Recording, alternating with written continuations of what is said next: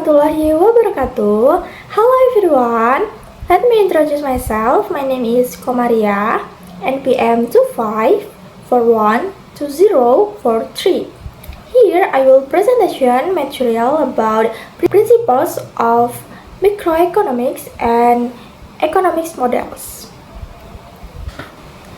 Nah, materi ini merupakan bagian dari pengantar ilmu ekonomi mikro yang dimana membahas bagaimana individu dan perusahaan dapat mengambil keputusan ekonomi dengan sumber daya yang terbatas. Sebelum masuk ke pokok pembahasan, mari kita cari tahu apa itu ekonomi mikro. Jadi, ekonomi mikro adalah cabang ilmu ekonomi yang mempelajari perilaku individu, rumah tangga, dan perusahaan dalam mengambil keputusan ekonomi, serta bagaimana keputusan tersebut dapat mempengaruhi harga dan alokasi sumber daya di pasar. Ekonomi mikro berfokus pada hal-hal kecil, namun sangat penting, seperti permintaan dan penawaran, perilaku konsumen, perilaku produsen, serta efisiensi pasar. Nah, pertama-tama kita cari tahu dulu yuk, apa itu prinsip ekonomi dan model ekonomi. Apa sih prinsip ekonomi itu? Jadi, prinsip ekonomi merupakan panduan dasar dalam kegiatan ekonomi yang bertujuan untuk mendapatkan keuntungan yang sebesar-besarnya dan pengorbanan yang sekecil-kecilnya. Nah, prinsip ini membantu kita memanfaatkan sumber daya yang terbatas secara efektif dan efisien. Nah, selanjutnya model ekonomi. Jadi, apa sih model ekonomi itu? Nah, singkatnya, model ekonomi merupakan representasi sederhana untuk menjelaskan mekanisme ekonomi.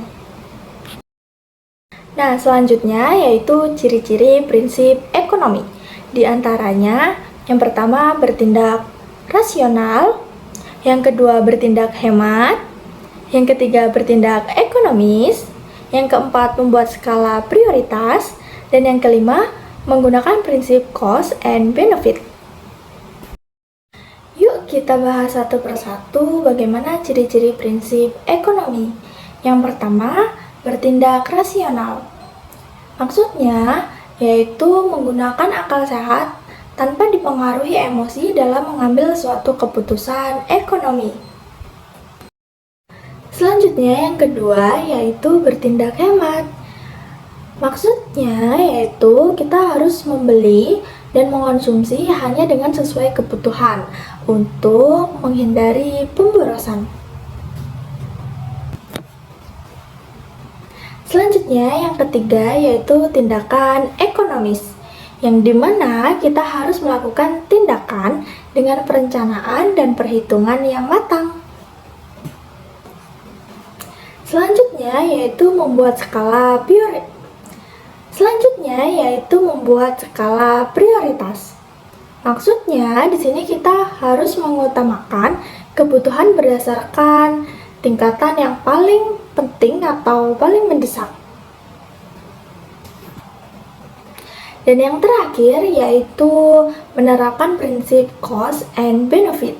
Maksudnya, kita harus memperhitungkan biaya dan manfaat sebelum mengambil keputusan. Nah, dalam ekonomi mikro, ada beberapa prinsip dasar yang menjadi pedoman dalam menganalisis perilaku ekonomi. Yuk, kita bahas satu persatu. Nah, kita masuk pada prinsip yang pertama, yaitu trade-off.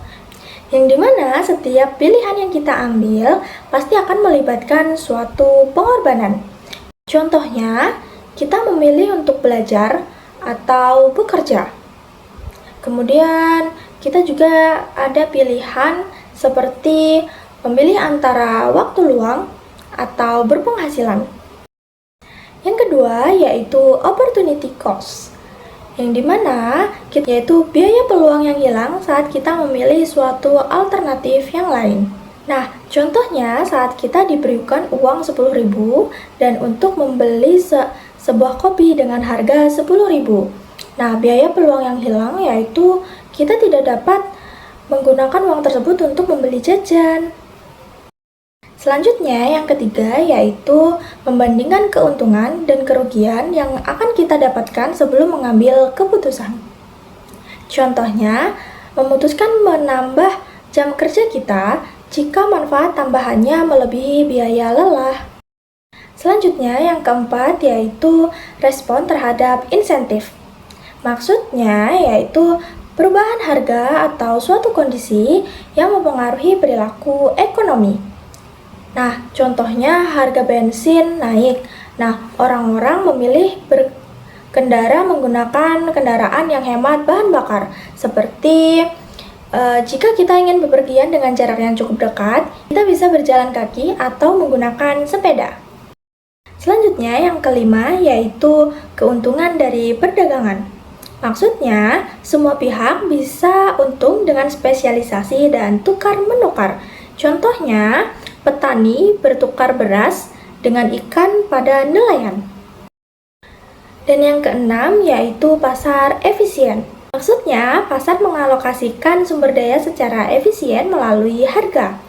Contohnya, jika harga naik, maka penjual menambah produksi, sedangkan pembeli atau konsumen mengurangi pembelian. Nah, yang ketujuh yaitu peran pemerintah, yaitu pemerintah mengatur untuk memperbaiki kegagalan pasar. Contohnya, regulasi polusi untuk menjaga lingkungan agar tetap sehat.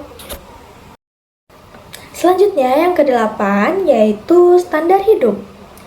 Jadi, standar hidup maksudnya yaitu produktivitas tenaga kerja menentukan kesejahteraan. Contohnya, negara pekerja terampil memproduksi barang dengan jumlah yang lebih banyak.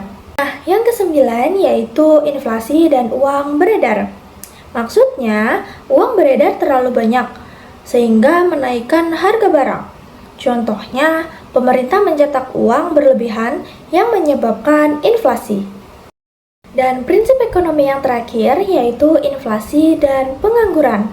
Maksudnya, dalam jangka pendek, pengurangan pengangguran dapat meningkatkan inflasi.